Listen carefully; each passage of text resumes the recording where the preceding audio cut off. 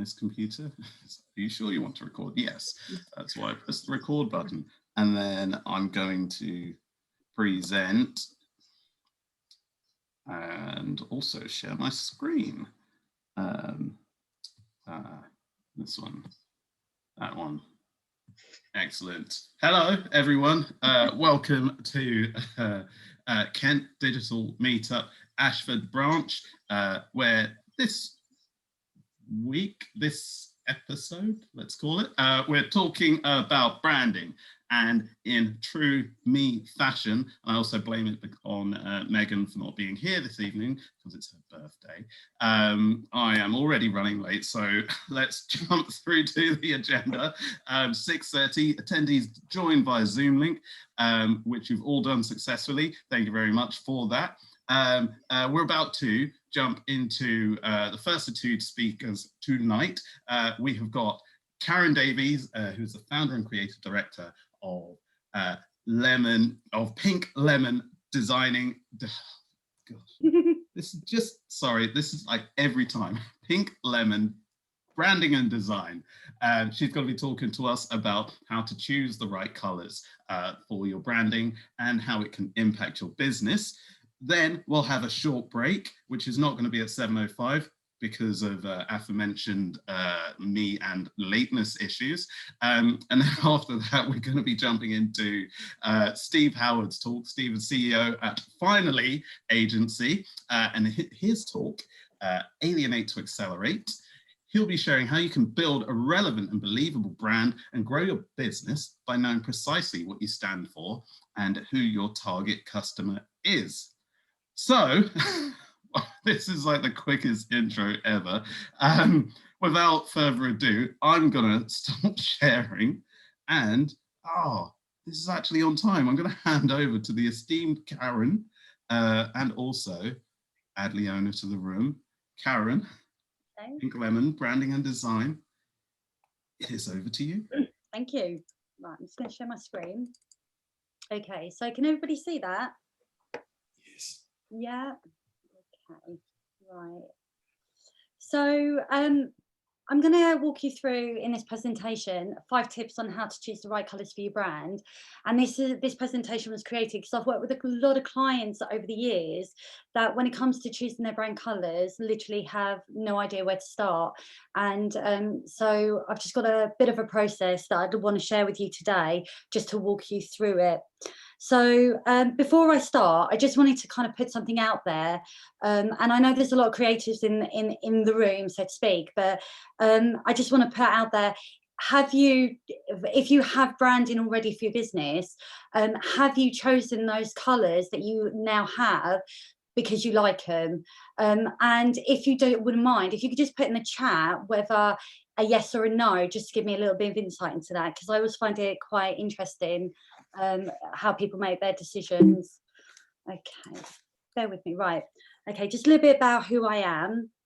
Okay, so my name's Karen. I've been running Pink Lemon Branding and Design since 2017, so I'm in my 4th year now. And I started my business because I wanted to focus in on the branding element of design.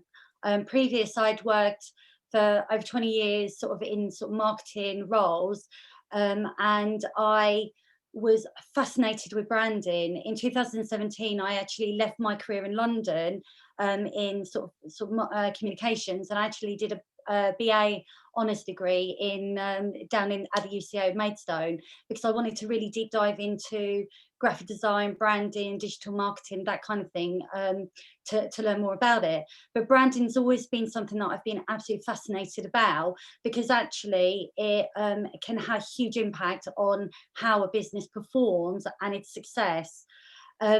So over the past sort of 3 or so years, I've been working a lot with clients across many different sectors and industries. And I mean, I put there we've worked with 130 clients, but actually, I suppose now it's a lot more than that. And we've worked with sort of local, national and global brands to help them really work on their branding and align it with the business that they actually are. So I work with a team of associates, and we provide a very holistic approach to branding. So it is never just about the logo.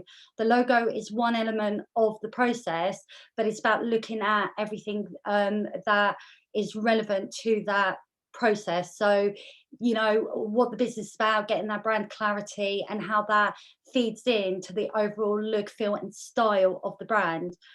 We offer a range of different services, and most recently we've been getting involved in creating digital online courses. So, because I work with a lot of entrepreneurs who are looking to build their digital brands, and so it's a great space to now work in to help them evolve their brands further.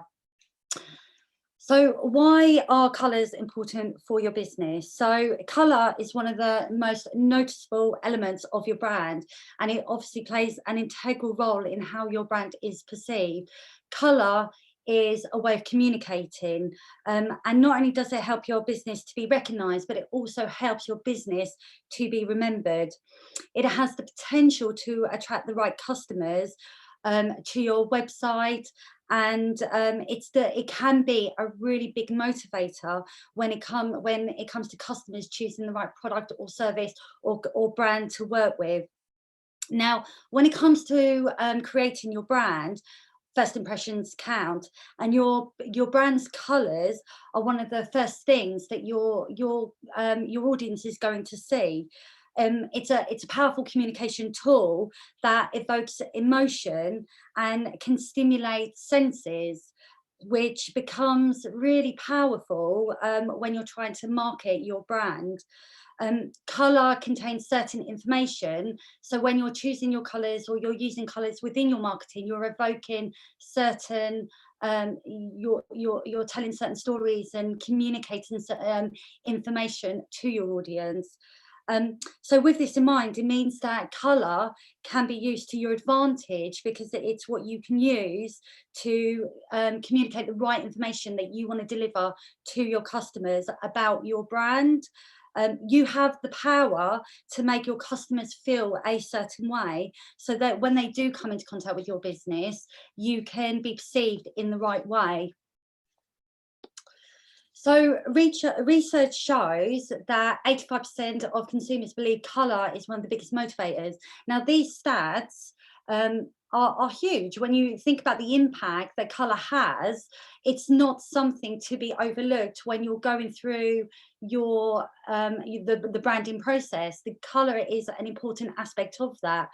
And I know through personal experience working with clients, sometimes it can be overlooked, and often people can choose colours based on the colours that they like, as opposed to the information they're trying to convey to their audience. So it's just important to understand how impactful colour can be, so that when you choose your colours for your business, they're aligned with the messages that you're wanting to convey.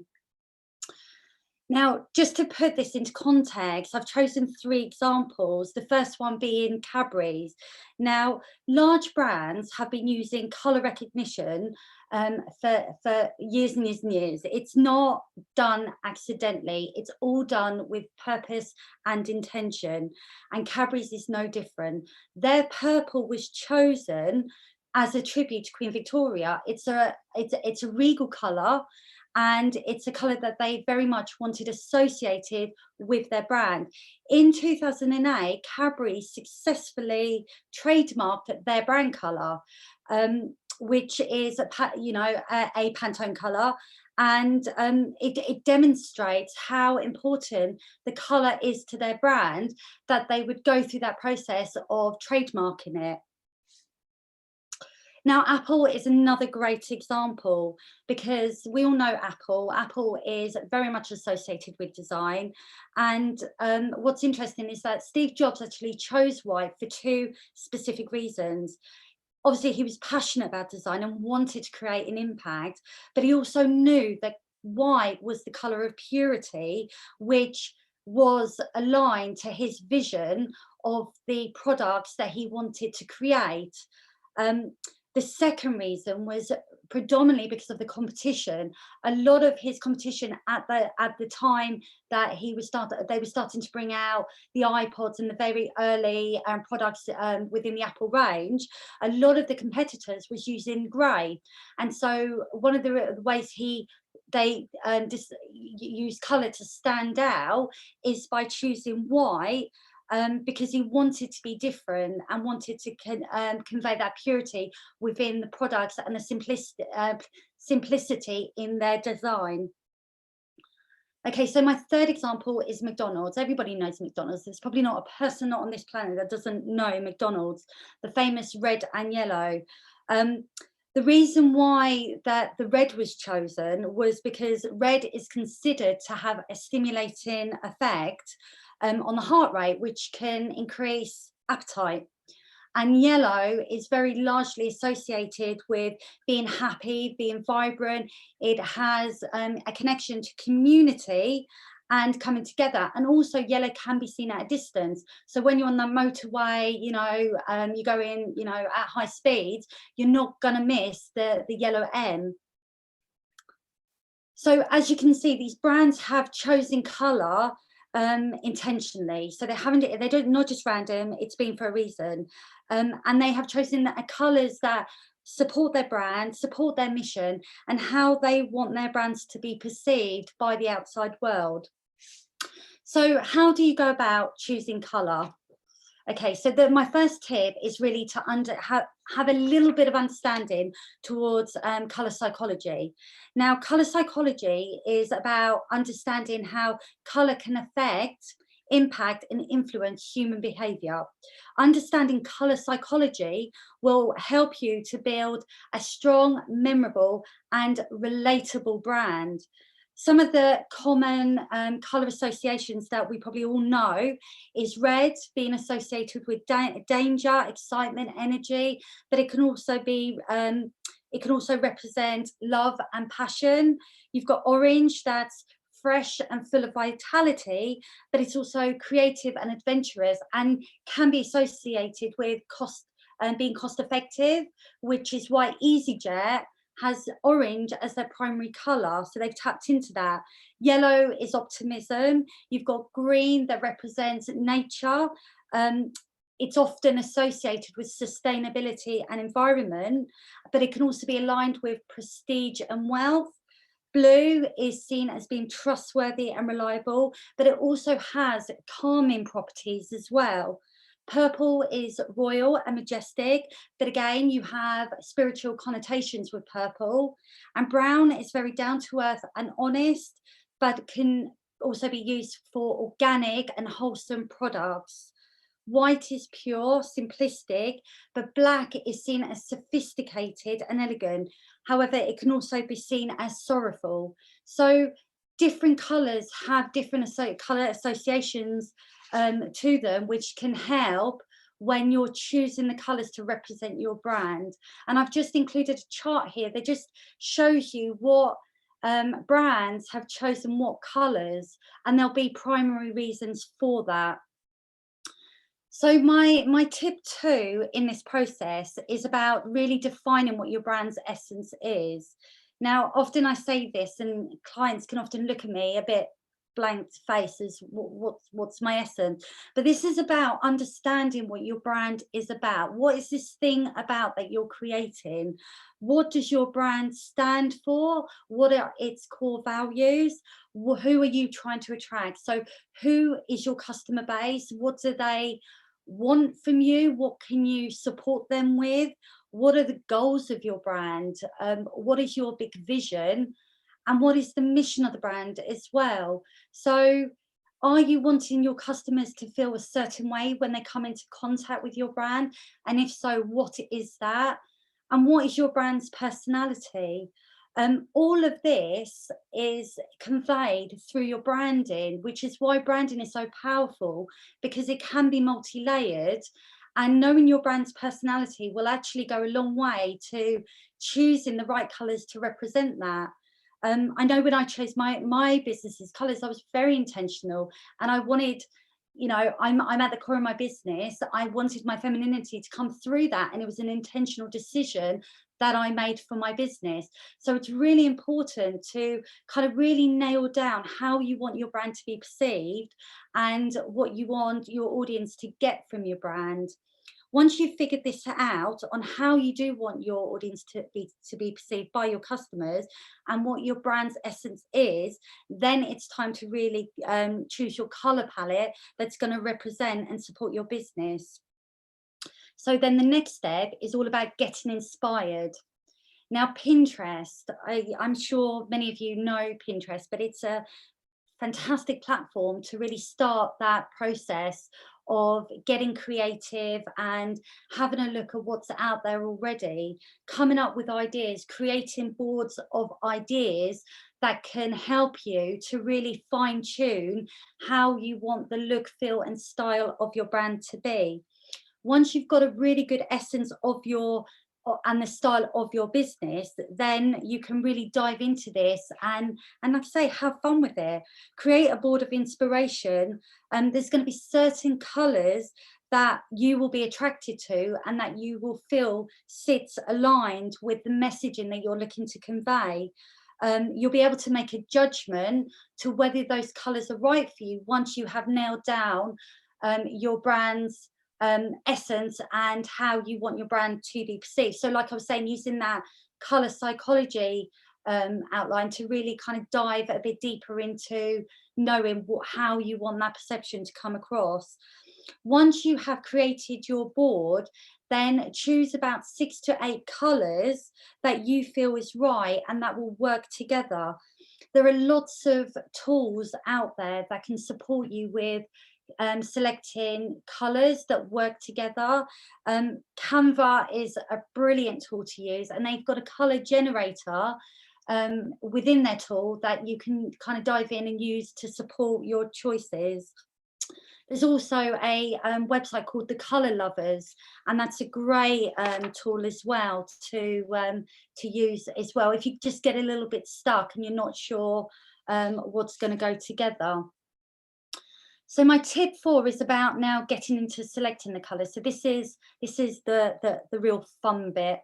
So brands often have more than one colour as part of their colour scheme. A business may use a primary colour such as a green or a blue that they will that makes up the brand's palette, and it's the colour that they may be associated with. So for my brand, for example, I've got this really sort of this pink that I tend to use throughout my collateral. The colours that are chosen in a brand's palette must work together, and this is really important. So they must work together harmoniously to create a really good feel. If the colours do not sit well together, then the brand's identity could end up looking disjointed and messy. So when you're choosing your brand's colour, it's worth considering a primary palette that consists of about 1 to 3 core colours and a secondary palette that supports the primary palette. Now, when I'm talking about primary colours, I'm not talking about blues, yellows, you know, the primary colours in that sense. I'm talking about lead colours that, again, your brand is going to be associated with. So, for example, Tiffany uses a specific aqua blue, a blue that whenever you see that particular color, you can immediately associate it with the Tiffany brand. It's a very strong color, but they will have other colors within their branding that they'll use throughout all their marketing collateral. It's just that the turquoise blue is their lead color. The secondary colours that they use will complement. So once you are going through that process of choosing your primary colour palette, then look to choose between 3 to 5 secondary colours to support that. And these can be complementary to the colours that you've chosen. So once you've done that, then it's worth looking at a neutral palette that will again complement your primary and secondary palette, and your neutral colors will form the basis of perhaps your website. So for example, you might have a background that's white or cream, but then you may have text and copy that's in grey that supports the lead colours, the primary colours that you're displaying on your website. So it's just about kind of reaching a balance so that you're getting this real harmonious feel when it comes to choosing your brand colours. Now, it's worth including both light and dark shades in this that complement each other, and having a strong and distinctive colour palette that becomes recognisable. Creating both a primary palette and a secondary palette will help to visually strengthen your brand's look throughout all your design collateral. Now I've got a cool slide here. Now I've just included some examples of some brands that we all know and the way they've approached their colour palettes. Now they've all approached it very differently. Starbucks has a very harmonious palette going on where they've got these green going into the darker palette, into the lighter palette. So they've got that primary, but they've also got a secondary as well. Google is a mixed palette, and you know, Google are trying to appeal to everybody, but they're being very specific with those shades of colors. They want to stand out, they want to create impact, and they want to be recognized. Same with Instagram. Instagram has a very recognizable palette, but you can see that it's very harmonious and complementary with the colors and the shades that they've chosen. And Airbnb, they've gone for a more contrasting palette. It will be intentional for the audience that they're looking to attract and communicate to. So your colours are ultimately going to appear right throughout all your brand's collateral. So this could be in your logo, in your website, in your emails, across your social media platforms, in your advertising, probably everywhere and everywhere where your brand is displayed. So once you have your colours and you've really nailed them, then create a set of guidelines that outline how these colours are going to be displayed throughout your marketing suite. So if you have a primary palette, put that in your brand guidelines and your secondary palette as well, and make sure that you put the relevant information, the codes and whatnot to support that, so that if you end up commissioning a printer or a designer, they can use the colors that you have chosen. So you end up creating this real strong, unified look that brings all your brand, the look, feel, and style, or it all comes together. And then once you're happy with that and you're confident, test it. Mock up some designs, get a designer to create some designs for you, or ask some close friends or business associates and get other people's opinions, because you're looking to use color to communicate certain information. So what you want to be testing is whether that information is being conveyed. And sometimes it's really difficult to be objective when you're in the thick of choosing your colors and whatnot. So bring outside help into this, create a focus group, get, like I say, outside advice, and actually test it before it all goes live to make sure that the colors that you've chosen not only communicate the right information, but they also they work together. And then I just want to finish with this quote, because you know, it's very easy to kind of decide to do all of this yourself and, you know, to save money and whatnot, but your brand and the way it looks and how you communicate it is important, because it's what's going to help you to attract your ideal customer. It is an investment, and it's worth investing in, because the difference it can make to your business is staggering, and so I highly recommend that. And that's it. So if you have any questions, obviously feel free to ask me, but that's my presentation.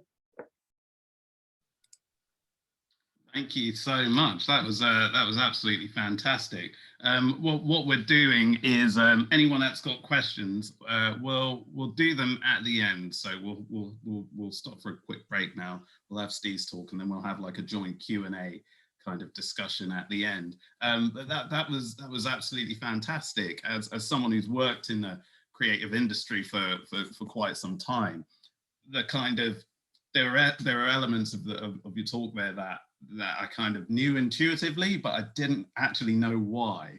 you know. So that was quite illuminating there. And we've already got absolute cracker of a question from Dale. So we can, you might want to have a read of that in the chat and then like prep your answer for later. What is, let me go back to sharing screen. Yes, I will share this one. Okay, we've had Karen's talk. That was absolutely fantastic. Thank you so much for that, Karen. We're going to take a break now. It's a 15-minute break. What is the time? 8 minutes past. So that would be coming back at, I can't do that actually. Let's just come back at like 25 minutes past, if that works for everyone, because I just can't do quick maths in my head. Even simple arithmetic, I'm just terrible at it. So what should we say about that? 25 past? Brilliant, excellent. I'll pause this and then, or you stay here, right? But I'm gonna pause. Oh no. Welcome back after the break. Hello. Hello, YouTube. Yes, welcome back. We're about to jump straight into our second talk by Steve Howard, CEO of Finally Agencies, talking about Alienate to Accelerate. And this is just linked to a conversation that was being had just over the break, where the owner was saying that there's a particular color in her brand that she quite likes, but isn't sure whether it will necessarily appeal to her target market. And I think, Steve, you might have something to say on this subject. I've got nothing to say. Absolutely nothing to say. Especially as you press the record button. Yeah. Yeah, no. Thank you, Aaron. So shall I go then? First, thanks very much for the opportunity to chat to you all tonight. It's really nice and informal. Thank you for that presentation, Karen, as well. That was really informative. I'm in the sort of branding world as well, and it's actually nice to hear about, well, yeah, you know, the idea that color is, you know, like sometimes I say to clients, like, you know, it's not about, you know, I don't like the color, you know, pink, or I don't like it. It doesn't matter what you like. It's about what you're trying to communicate to your audience. So anyway, okay, so I'll screen share. Hold on 1 second. I will screen share. Okay, 1 second.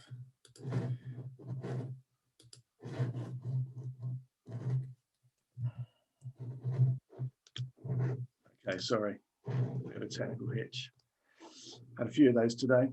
So here we go. So basically what I'm trying to talk to you today about is positioning. Probably what I'm going to say is not going to be like anything particularly new to you, but I think what I'm hoping to try and do is just give you like a little bit of food for thought, whether you're running an agency or another type of business, just so you kind of get some food for thought about when at the end of this, you think, actually, yeah, I could do that. I could be a bit more specific about my target market, because I think the idea is really that there's always this fear factor that if you really sort of niche down into a sector, you're worried that you're going to, you know, you're going to miss out on all this other business. But the truth of the matter is that you're not getting that business anyway, because you're so broad, because you're so general. No one actually wants to choose you anyway. So you might as well take the jump and alienate your business, alienate some of your audience to accelerate your business. So that's what I'm going to try and talk to you about today. So this is me talking about brand colors. I was given these by my designer, who really liked this sort of coral color, and you know, who am I to argue? So I'm Steve, I'm married, got 3 kids. I am the co-founder of Finally. We're an agency in Canterbury, and yeah, wannabe rock star. We kind of touched on that earlier. I'm going to go into a little bit more detail on that in a second. But yeah, so I think the idea is that, you know, we're all basically taught, you know, we're all taught to, you know, fit in life. When we were at school, you know, we're told we got to be quiet, we got to sit, you know, we got to sit down, we got to follow the curriculum. you know, when we go to work, you know, we've got to follow these rules, and we're kind of all almost programmed now to fit into our environment. And we all go, you know, we all live our lives in a way trying to fit in. And so that can impact sort of the business world. You know, you think, you're talking about color, this is a great example. Here's some sort of medical healthcare brands, and they all use the color blue because, you know, blue is considered the most rational color. It's the safest color. So when you're in this sort of sector, you just kind of want to fit in. But actually, if you're a smaller business, there's kind of little point fitting in, because all you're going to do is get lost in the world of these bigger brands who've got bigger budgets. So you might as well do something which helps you stand out. Even maybe us agencies, you know, if you want to be an agency, especially recently, you've got to have a beard. And so it's just kind of the idea that psychologically, we all do want to fit in. So just going back to the sort of wannabe rock star bit, when I grew up, and probably still now, to be honest, I wanted to be a rock star. And I kind of had, I guess when I was about 24, I had kind of two routes I could go down. Either I could be, you know, an original singer with my own style, my own songs, my own kind of lyrics, you know, or I could just be another wannabe, you know, Liam Gallagher back in the days of Britpop when I was at my prime. And I'll let you decide which route I took.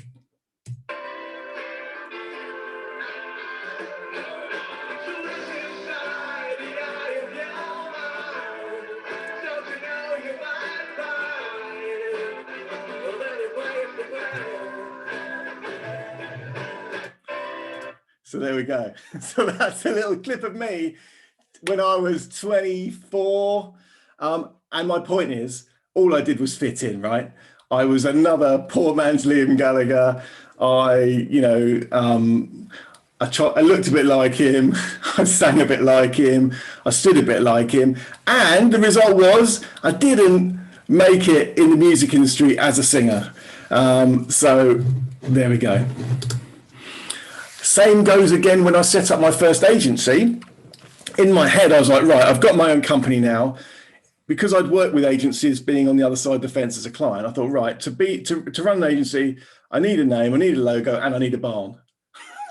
Because all the agencies I work with all have barns. So I thought, right, I need to get a barn. I've got this, and equals successful agency, right? And you know what? I did have a good company for a number of years, but I relied on my friends. I think a lot of us will resonate with this. I relied on my friends, my contacts, word of mouth referrals, and there's nothing wrong in that. But I didn't really, outside of my world of people that I knew and work coming to me because of people trusting me to do a good job, I didn't really have a strong positioning. I didn't really know who my target customer was, and I didn't really have a platform to grow my business, because I hadn't really done, to be honest, what I tell all my clients to do. I was like the builder with a leaky roof, to be honest. So actually that company, I don't know, 8-9 years ago, went into liquidation because I had a small number of clients, depended on my connections, and I lost like my 3 biggest clients in the space of 6 weeks that I'd had for like 8 years, purely because of nothing I'd done, just because new people came into the company and I didn't have this platform for growth. So the point of what I'm trying to talk about today is you really do need to make it easy for someone to choose you. That's the crux of it, right? So, you know, and I'll tell you what isn't the reason to choose someone. I do lots of, as part of our process of branding and market plans and stuff, we do our discovery days. And when I speak and we interview different people, and as part of that, I say, so tell me, what is different about your business? And they go, oh, it's the people. The people are really, you know, we've got great people. Well, you know, that is a rubbish answer, right? Because no one looking in trying to choose someone go, oh, okay, they've got really good people. I must choose them. That's a really great reason. The same answer is like people say, we've got such great service, that's why we're a great company. Well, do you know what? That sounds lovely, but it's also not great either. Because the truth of the matter is you cannot, especially if you're a small business, it's pointless trying to be all things to all people. Because if you are all things to all people, you're going to be like me with my old company Dandelion, only relying on people you know, referrals, repeat business, and nothing that's wrong with that. But it's really difficult to grow your business if you haven't worked out your strategy for what your business is all about and how you want to grow. So if you don't know exactly what problem you solve and who you solve it for, it is hard to grow. So, you know, that's basically what I'm trying to get across in this short presentation. That's what you've got to work out. Spend a lot of time. We all spend a lot of time doing stuff, you know. We all spend a lot of time, like, you know, trying to promote our business, do LinkedIn posts, but actually, if you take a bit of a step back and think, okay, let me think about this again. And that's what I'd love some of you to do after this little presentation, is to think, all right, let me take a step back and think, all right, who is my target customer and what problem am I solving? If you work those things out, then everything else becomes so much clearer. So what I'm saying is alienate to accelerate. It is okay to alienate a massive proportion of your business in order to actually alienate a large proportion of your market in order to accelerate your business. You will find that if you do this, you're going to find it so much easier to grow because, one, you know what you stand for. You then go and tell your target audience what you stand for and that you work with them. And in turn, they look at you and go, okay, well, that resonates with me because it's very, very specific. I'll just give you a few examples. I mean, these are really basic examples, but just to get your Sheila's Wills, okay? It's just an insurance company. That's all it is. It's an insurance company, but it's basically alienated 50% of its marketplace, right? The one and only Butch McGuire.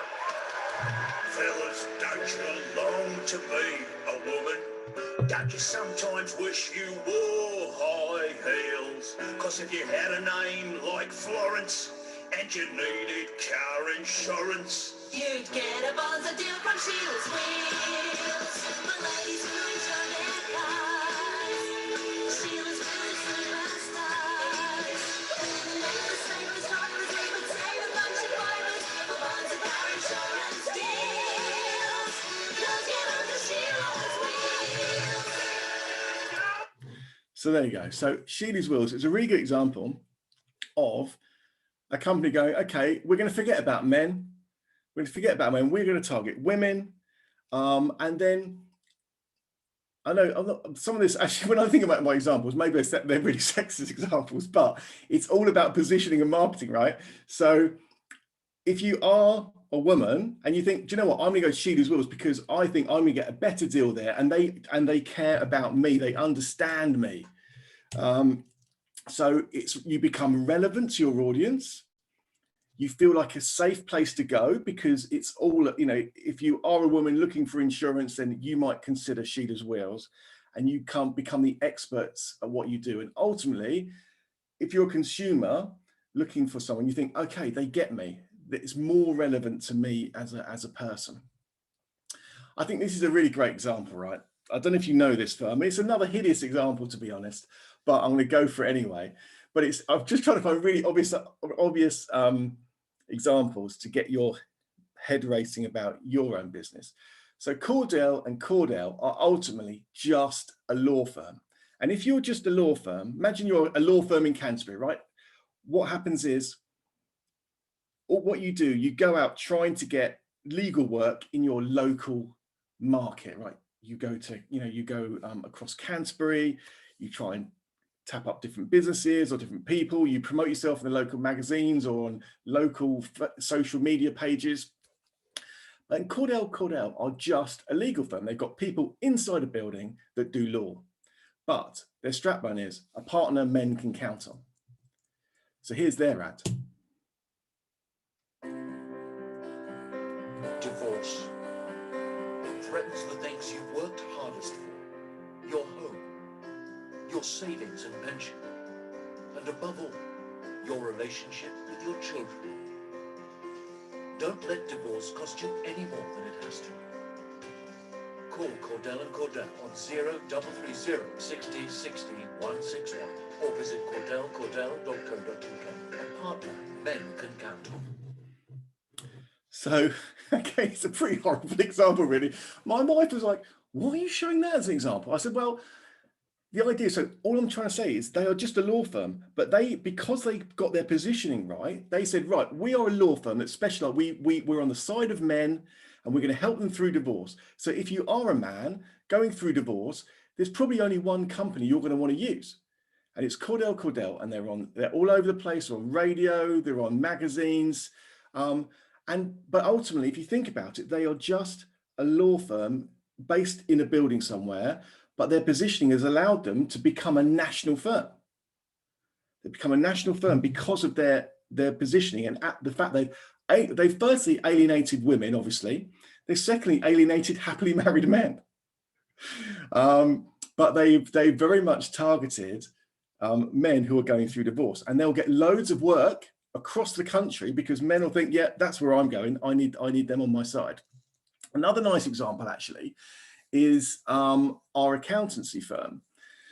So, and actually for any of you agency people here, they're really great. And so we needed a new accountancy firm. We did the usual thing. We looked locally, we invited a couple of accountants into the office, chatted to them, and then we kind of stumbled across a piece of content which was called 7 Reasons Your Digital Agency Isn't as Profitable as It Should Be, and what to do about it. Maybe they needed some help on their length of their titles, but it was of interest to us. And you know what? This company is based in Halifax. This is like hundreds of miles away from us, but because they specialize in working with agencies, they're an accountancy firm working specifically with agencies, and they gave us loads of great content. And so what it meant to us was we thought, well, hold on a minute, we will talk to them, because if they specialize only in working with agencies, they're going to help us with what our hourly rate should be and what our cost should be per person. And that's actually what they have done. So they've niched down. So what it means is when they niche down and work with agencies, because they only work in this smaller sector, one, it's easier to get new clients and they know what to say and they know what content to produce. But also they get much better at what they do. The more they work with the same types of companies, the better they get at actually doing what they do, and the more knowledge they get inside their business sector. And one final example is us.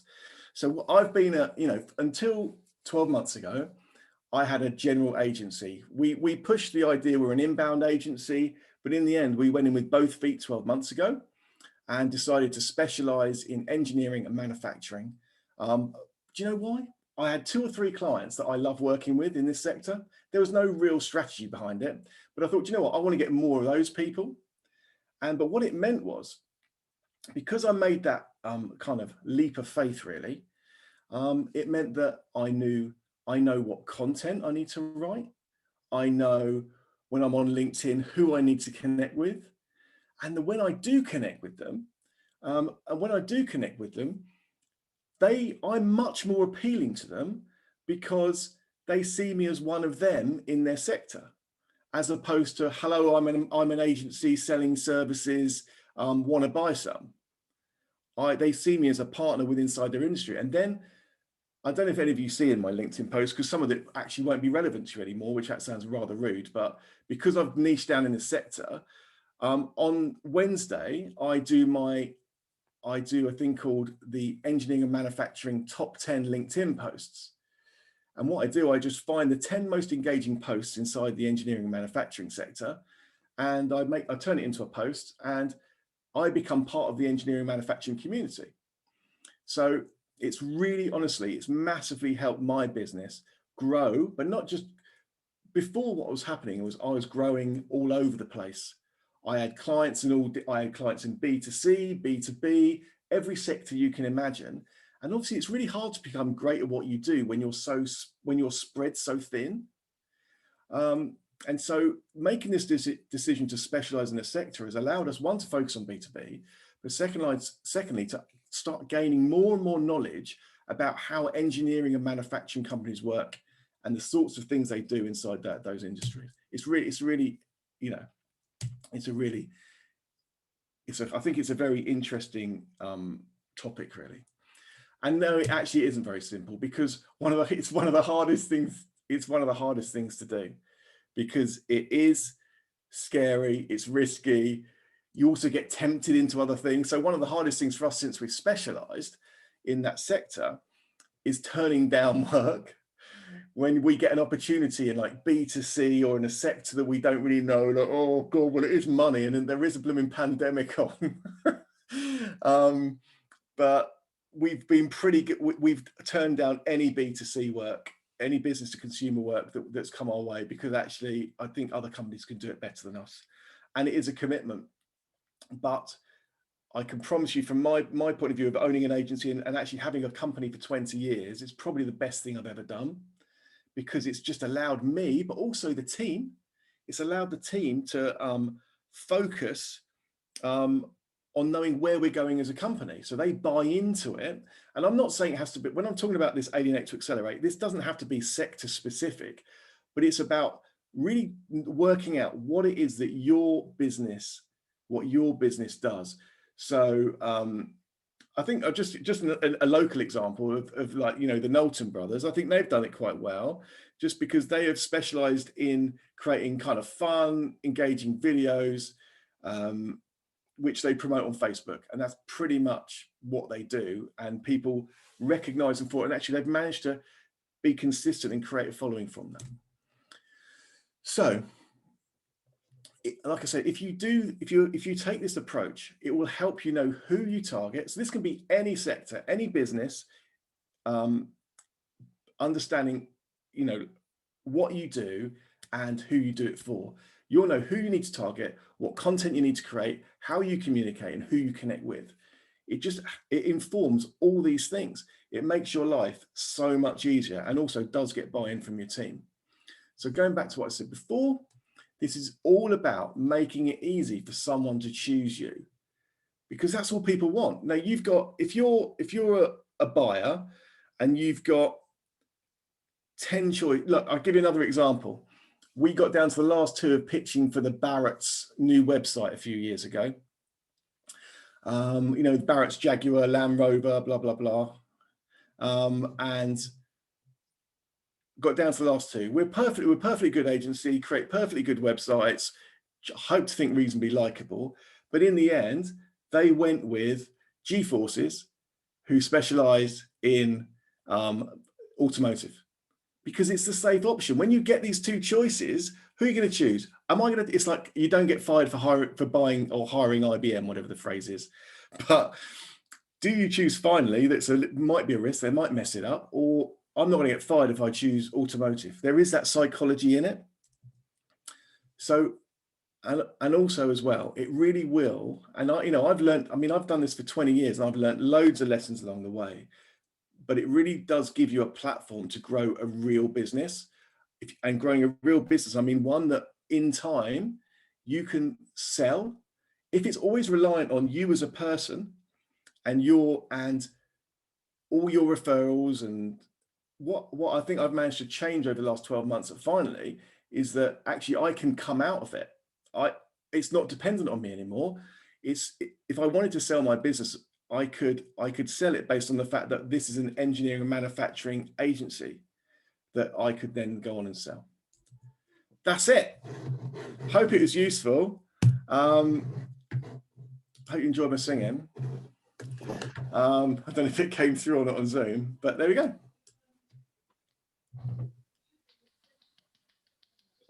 Excellent. That was fantastic, and a real kind of I really like the contrast between your two talks, actually, because there is that common ground of like brand is like who you are, what you stand for, what you do, how you want, what you see in the world, and like how you want it to be, and there's that visual side of it, but then there's also, you know, it's as much about what you say no to as what you say yes to, which is a hard thing to do. So like, you know, kudos to you guys to be able to do that, because at the start you do say bye-bye to probably more than 50% of your leads, of your revenue, and that sort of thing.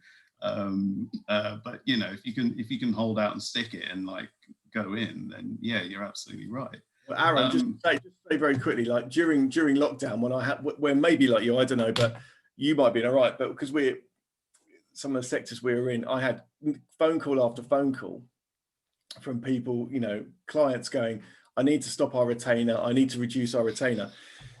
And on top of this, we actually said goodbye to our biggest client. We fired our biggest client during the pandemic as a kind of strategic decision. Yeah. So it was a bit of a, but I thought as a business owner, I thought, do you know what, during this period, I'd rather take a step back and have a smaller, better business than a bigger business that was kind of just all out of control, really. Yeah, absolutely. We had we've always been more sort of like project based than retainer based, and we had a really weird situation where kind of half the book were in like deep trouble, and the other half were like just buried under work. So it was a bit kind of different for us, but you know, within that you have to make some pretty big decisions and some brave choices. So that's incredible stuff. Let's do some questions. And what normally happens is, by this time I've thought of an intelligent question to ask you both, and then we kind of sort of just open it out and broaden it up. And if no one's got any questions, then I then make up stuff until I run out of ideas, basically. And we start saying things like, "Oh, Karen, what's your favorite color?" But no, we won't get to that point. I tell you what, I want to start off with Dale's question, actually, because I just think this is absolutely brilliant. So this was directed specifically at Karen, and I feel this might sort of branch into a much larger discussion, but kind of in fact, Dale, do you want to ask your question, or do you want me to ask your question? I mean, I can't fully remember my question, but I'll try. Well, it's a good thing you wrote it down. So yeah, like I think I understand color psychology, and I thank you for explaining it. Like it makes sense when you explain it.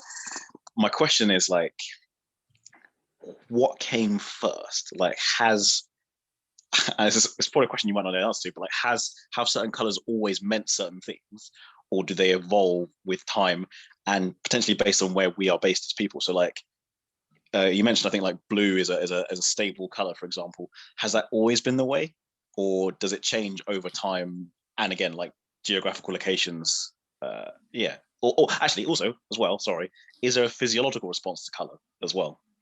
So that's like 3 questions in one. Yeah, it's really interesting. I was reading an article about a car manufacturing company that did an experiment on colour, and they created some booths in their showroom, and their showroom is quite busy, and obviously there's people coming in and out all the time, and so they created these booths, and within the booths they had this really relaxing color palette going on. So it's like blues and sort of whites and whatnot, and actually what the experiment proved quite successful, because they had quite a significant uptake on the amount of sales that they did in the booths, and they attributed it to sort of the environment and the colors and the way people physically responded to the environment that they were sitting in.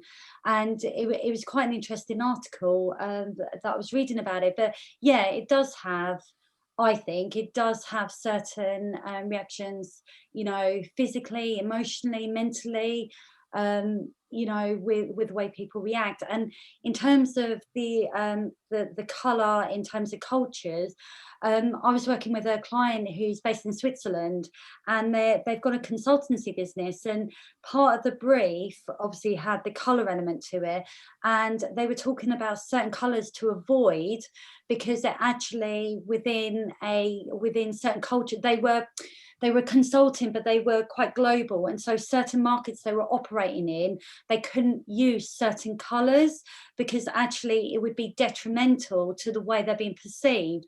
And I thought that was really interesting in terms of the why. And this was within the Asian markets as well.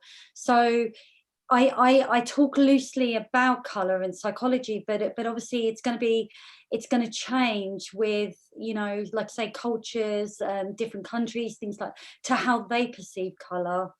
And then in terms of obviously, you know, with colour and meaning and what comes first, I don't really know. I think it probably largely comes across from human experience, the way we feel about things. I think there's a bit of a marketing thing there in terms of blue means this, red means that. I think it's been adapted over time.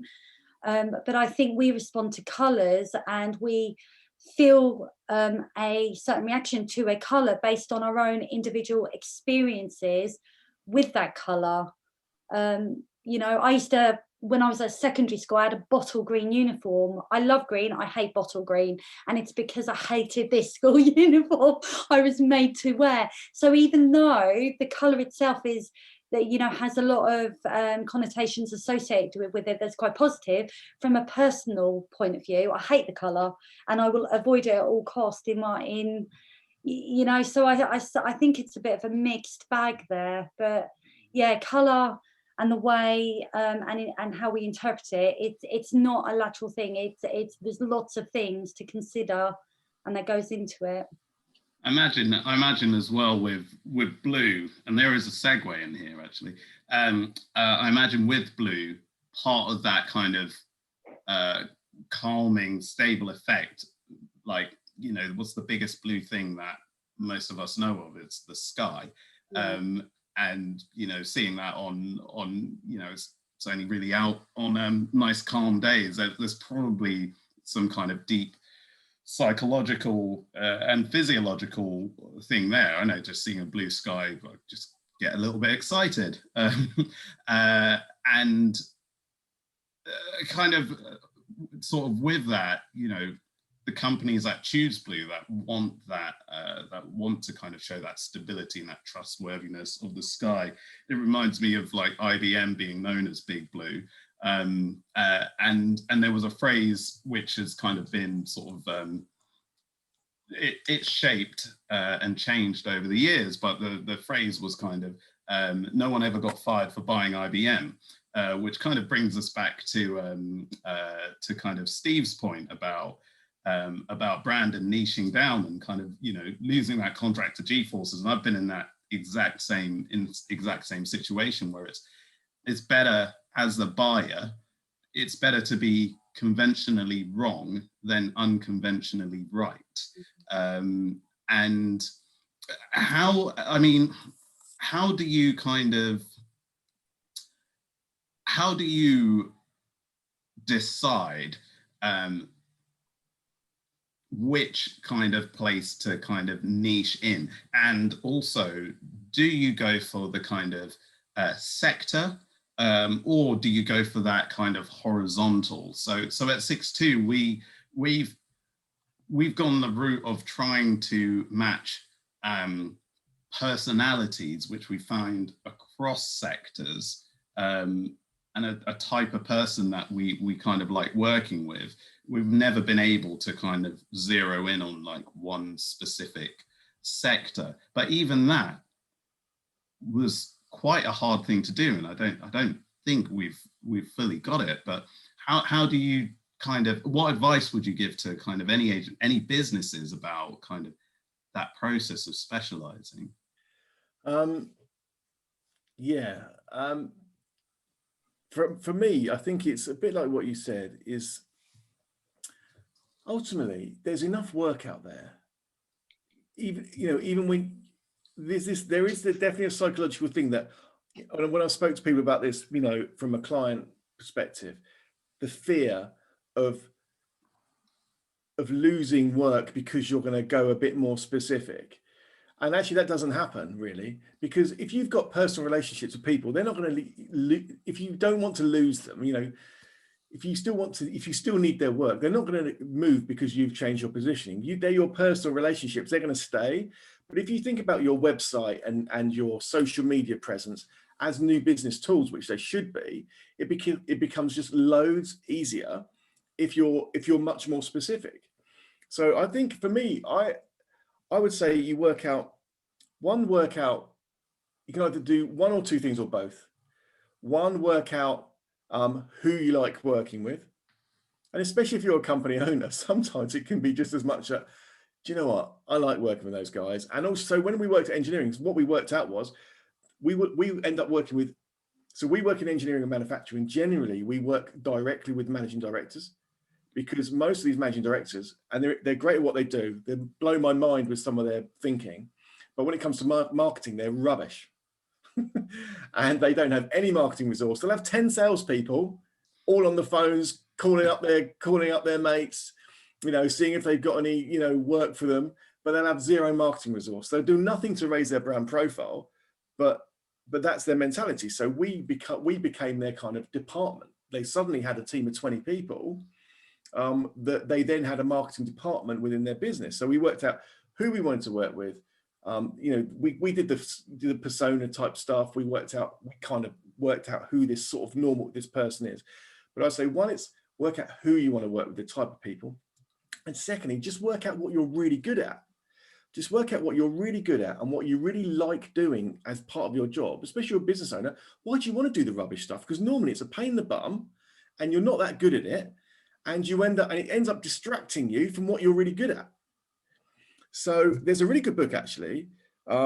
Anyone that runs an agency should read it, called Built to Sell. I don't know if any of you have read it, but I would definitely, if you're, you know, in an agency or run an agency or any sort of business, actually, because the principles are the same. In that book was exactly my situation. I was all things to all people. I had a dominant client pulling me around all over the place.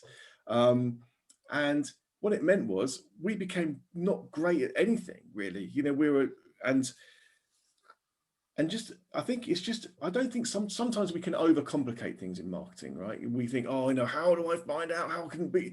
Just like, who do you like working with? And what are you really good at? And then go for it. You know, and I really think you can make it. That is all we did. We thought, I love working with those three people.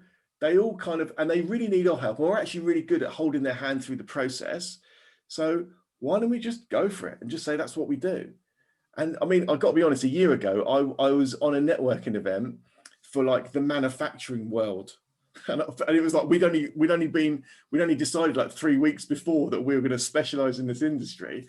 And I felt like such an imposter. I was in there going, so, you know, everyone's talking about their machines or the components they produce. And I was like, and who are you? I said, I'm Steve, I run a marketing agency. It's just like, oh God, what do I say? How do I even speak to these people? But actually, since that time, and we're nearly a year on now, I know that when I go back into that networking kind of arena for that exhibition, people are actually going to know who I am. A lot of them will. And I'm going to feel, because of some of the marketing activity I've done around finally inside that sector, I'm going to be part of the gang. Yeah. Whereas I wasn't before. But I've done that, honestly, I really in the last 6 months, because I've been specific, I've managed to do it in a really short time. Mm. And we've created a platform. Now, since we decided, we have gained, you know, 6 or 7 really good quality new clients in that sector. And I'm talking about retainer clients paying monthly amounts, and people have got eyes on us. So yeah, I say keep it simple.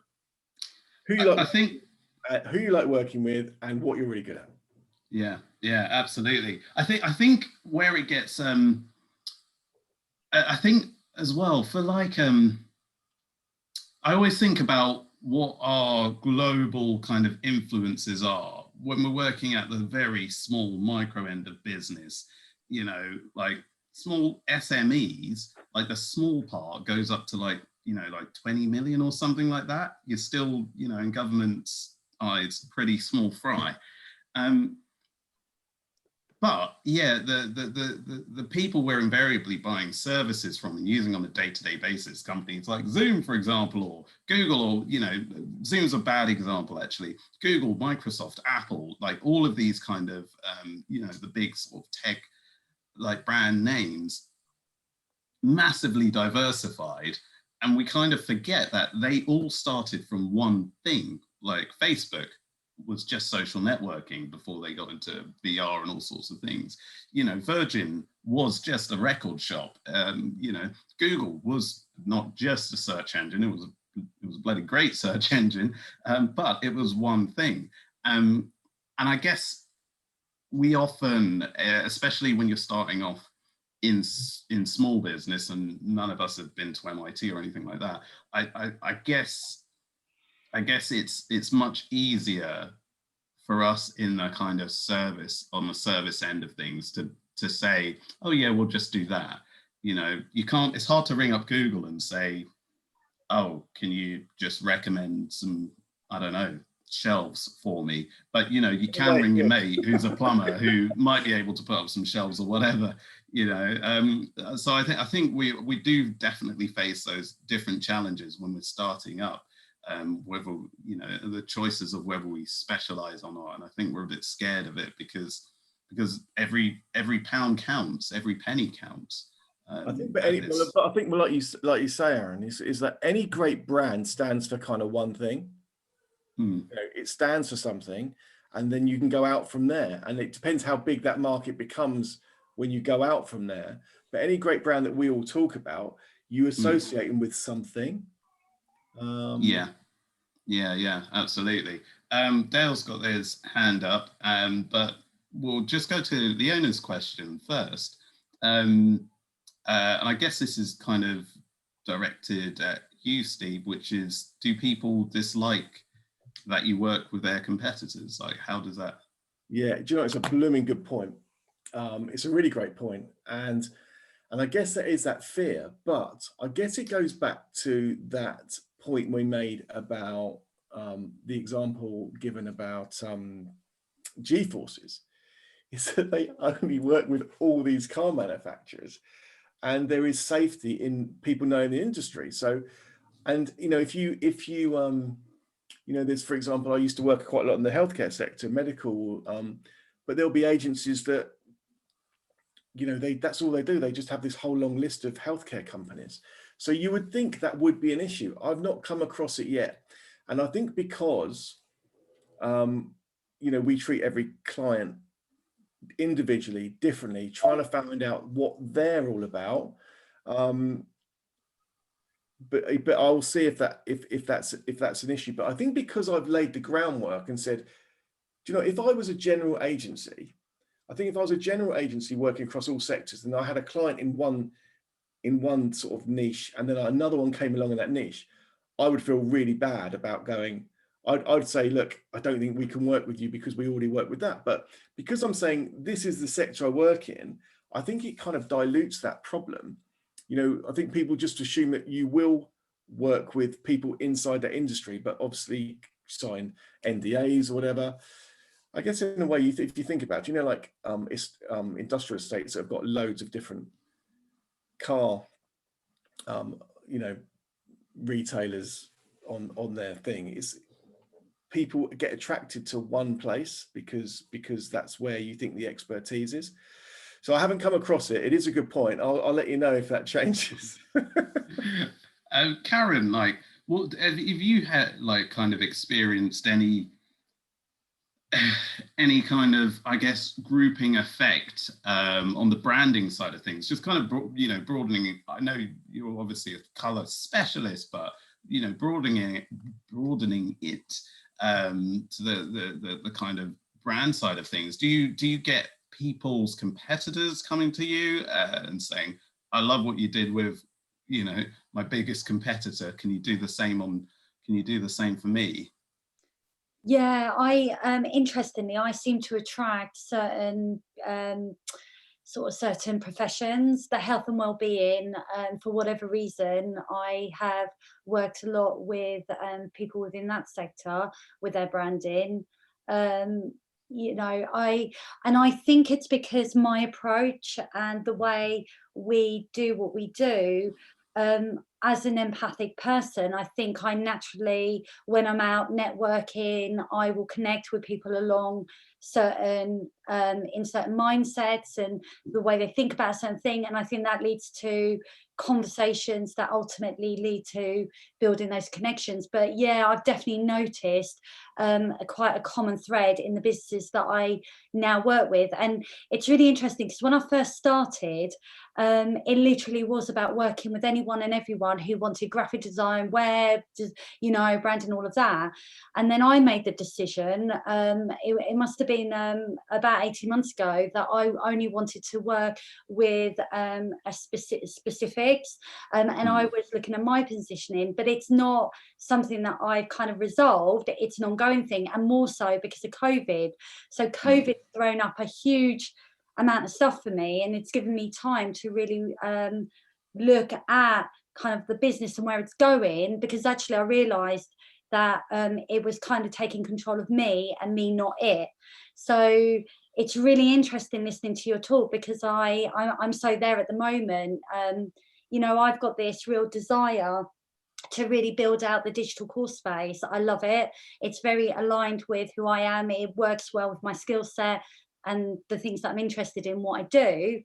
But it's that question of, you know, I don't really want to do web much now. I want to move away from some of the stuff that I have been doing, that me and my team have been doing, but it's money, and that's what I'm known for to a certain extent. So, you know, are you going to kind of say no to that to be able to really focus in on the area that you want to work on? And it's really interesting listening to your talk, Steve, because I think what it's done in my mind is, when you put it as clearly as, who do you enjoy working with and what do you love to do, that has to be one of the key considerations in the direction you then take the business in.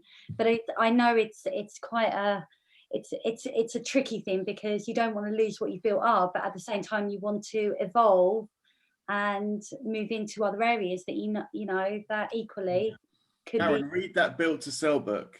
Yeah, no, I'm going to. It was a moment for you, yeah, because basically without, you know, giving away the punchline in the book, but this guy was all over the place. And then what he did, it's a true story. I'm told in a kind of story format, but he ended up just doing logos. Right. And he had a 5-step process to create logos, and that's what he sold. And then he found that so easy to sell, because he wasn't saying I do leaflet design and websites and this, that. He said, I design logos. I have a 5-step process that I can now talk about and sell and push that out to this, you know, the whole of America. And people go, okay, I love your 5-step process. Yeah, for making logos, I'll have one, please. And that's how he turned a very erratic, stressful business into a multi-million-pound business that he went on and sold. Yeah, I've read Built to Sell, and that again, anyone in any kind of, it's not just a creative agency, it's anyone in a kind of service-based business that is looking to create something that can work without them, with systems and processes that people can understand and actually buy. I definitely recommend Built to Sell, and it is so easy. I didn't know it was a true story though. And it's so easy, it's so digestible. I was going to ask, what was I had a question around that and it's gone. First time had a question, it's gone. Does anyone else have any questions? Yeah, I think just going back to your point about what you said about the business being on you, and so when you're not at the helm, your business stops essentially. And I think what's really interesting throughout this period in COVID is that, if, you know, with everything that's gone on, if you're not you know, in the driving seat and you can't make money for whatever reason, what then happens? And I know for me, it's built up that, you know, the idea of building a sustainable business that can operate when you're not. So whether it's you've got a really good team on board, I don't think necessarily to sell it, but I think just to be able to kind of build something that can run without you, I think becomes a really important thing. And I think through probably out of everything in this period that we've just gone through, that's the thing that has kind of, is one of the things, as well as the positioning, but also being at the forefront of my mind. It's creating that robust, sustainable business that, like I say, can kind of cope when things just go a bit sideways. And Karen, if you can create a business where actually you sell something specific, and you can teach other people how to do it, then it's scalable. And it allows you to come out of it and maybe just be the face of the business and be the promoter and promote, and everyone else is kind of doing the work. Yeah, what's scary kind of being on the sort of other side of that journey, having kind of grown and exited a business. What's kind of scary looking back and going, well, if I started again today, I'd do it completely differently. And then thinking, well, you know, I read all the books, I tried to implement all the things, and it still took a bloody long time to kind of realize. What's scary is thinking, well, it might take a couple of businesses before you actually crack it, like how to, how to get it going from the start. Because it's very easy to say, start with the end in mind. But so many of us that have lifestyle businesses that maybe get a bit out of hand, accidental businesses, first businesses that haven't come from, well-defined models, or, if you've come from outside the industry or something like that, it's very hard to know what that end game looks like. And it's very hard to know whether that's actually what you want. And that's one of those things where you can kind of look back and go, well, I kind of had to experience all of this to be able to become one of these people that now knows the value of starting with the end in mind. I think that's absolutely right. I think that's so spot on. This is why sometimes I get a little bit knocked with young people, not because I was a young person once. You are a young person. I'm not, mate. But on social, and maybe I was the same when I was 22, whatever, who act like they know everything and kind of will be critical of older people who have had to, because honestly, I thought I probably knew everything at 24, and then I probably thought I knew everything at 40, and now I'm a bit older than that. I look back and go, God, I know loads more this year. And it's so true. Like, you look back every year and go, my whole business has changed in 12 months, and I've been doing this 20 years. God, I'm slow. Yeah. Well, this is it, 20 years, and this is your second business. It's 6'2" was 11 years in the making. It's and I think if I'd have started it in my early 20s, I'd have been like, yeah, this is going to be a roaring success in 3 years. But that's the arrogance of youth. It really is. Yeah, no, of course it is. And I think that kind of fills me with a lot of hope, because obviously I'm sort of now in my 4th year, and I never planned to have a business. It just kind of happened. I've got 2 young kids. I thought I wanted to be around more when my eldest went to school. So I thought, you know what, I'm going to create a business and do it myself. And but there's this thing that by now I should be so much more along.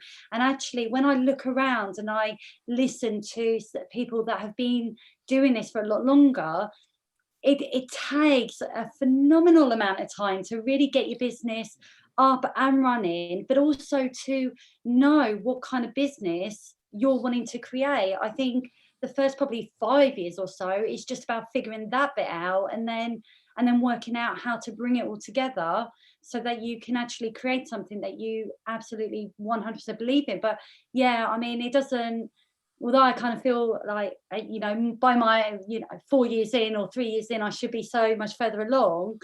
I suppose I'm still in the infancy of creating this thing that I don't even know what this thing is really. I'm just, at the moment, I'm still at that figuring out stage. I know what I love, I know where I want to take it, but outside of that, it's... Yeah. Well, congratulations for keeping it going for 4 years. Like if you make, what was it, 2 years is 80% chance of failure, then 80% chance of failure after 5 years, then this is compounded, then 80% chance of after 5 years, 80% chance of failing before 10 years. You know, if you make it to 2 years, you're already bucking the trend.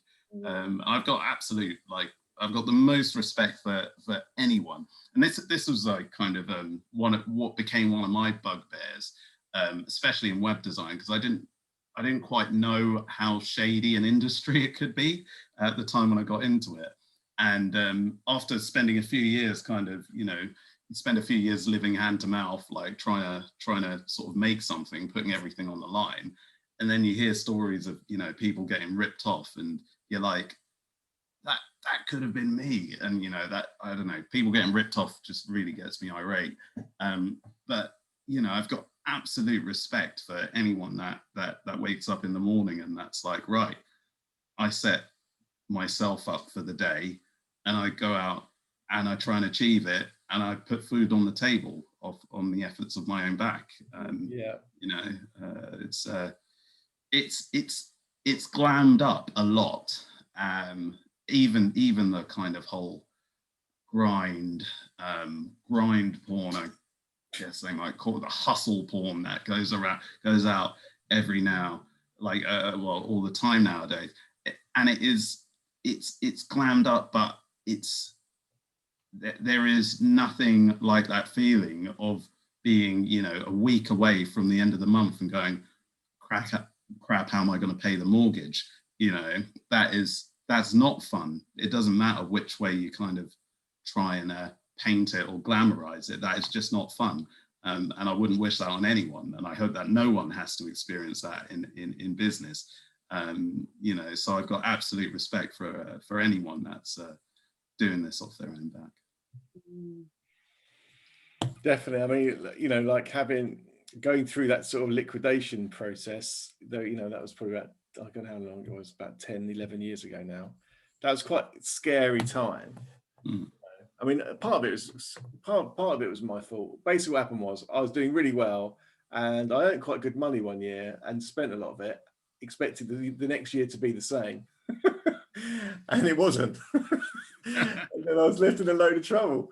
But you know, I like Karen and other people on this call, you know, I think we all just live and learn, don't we? And we, whatever we do, whether you're in a job or whether you're running your own business, every day is a school day. And the great thing about running your own business, I never wake up dreading going to work. I always wake up thinking, I'm looking forward to going, you know, like it's fine, I'm dreading the weekend. No, really, I don't mean that. My wife can't hear me, I don't think, but no. It's an enjoyable thing because it's a great, you know, life's all about having a challenge, isn't it? And running your own business is one of the biggest challenges. Yeah, it's definitely that. I feel like over the past year, I feel like I've done 10 years in 1 year. I encountered my first sort of legal dispute this year because of COVID, because the client commissioned me for quite a big project, and for whatever reason COVID hit, and then, you know, the budget was no longer available, and then they became in breach and all of that, and so I had to get sort of people on board to support me with the sort of legal aspect of it. And I think that in itself just blew everything up, because it's not, you don't think about it when you start a business. And I know sort of from my own experience, I was thinking about, I'm just passionate about design, I just want to help, I just want to do branding, but you don't actually think about the business of creating a business and what's involved. And I think that in itself, you might be really good at the job you do and the craft you do, but it's learning the business and the highs and lows and pitfalls of that can end up sort of pulling you away from the thing that you love ultimately to do. And I think, I'm sure I'm not alone with this year alone, with all the, you know, everything that's gone on. It's proved very challenging having to deal with, you know, because clients are impacted, therefore we're impacted, and so on, so forth. So yeah, it is very much every day's a learning experience. Absolutely. Yeah. Absolutely. And it never ends. It never ends. But what must end, unfortunately, is this episode of KDM, although I will leave the meeting running. I'm just going to share my screen again very quickly and ask if everyone could very kindly fill out our KDM survey. It'll take about 5 minutes to fill out. And it just like all the KDM hosts, we all read it, and it helps us improve Kent Digital. There's a question in there about me. The answers are 5 stars, 5 stars, or 6 stars. So just a heads up on that one. But here is the link. In fact, I'm not gonna highlight it. But I'll post it into the chat very quickly.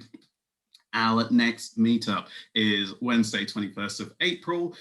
We've got Richard Pilton of KO Digital, and we've got a panel of people, which will be confirmed soon. Our theme will be digital growth. And we'll have the talk, and then we'll have the Q&A panel session. So yeah, more of the kind of same format. Go to the meetup page to register. Look forward to seeing you all there. And a big thank you to our speakers. There are, sorry, I should do this bit and then thank everyone. Upcoming meetups. So we've got 3 of us doing it, and it's odd, but there are 2 meetups a month. Only one of them has me, thankfully, because I don't think people could take me twice a month. Anyway, next one, KDM Maidstone, which is going to be on the 17th of March, hosted by Supersonic Playground, covering creative writing. They're announcing their speakers soon.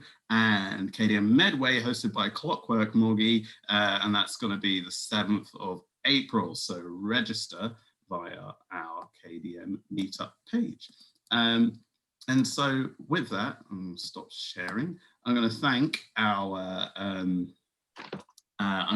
our speakers, Karen Davies of Pink Lemon Design and Branding, and Steve Howard of Finally Agency. I'm going to thank everyone here who turned up tonight.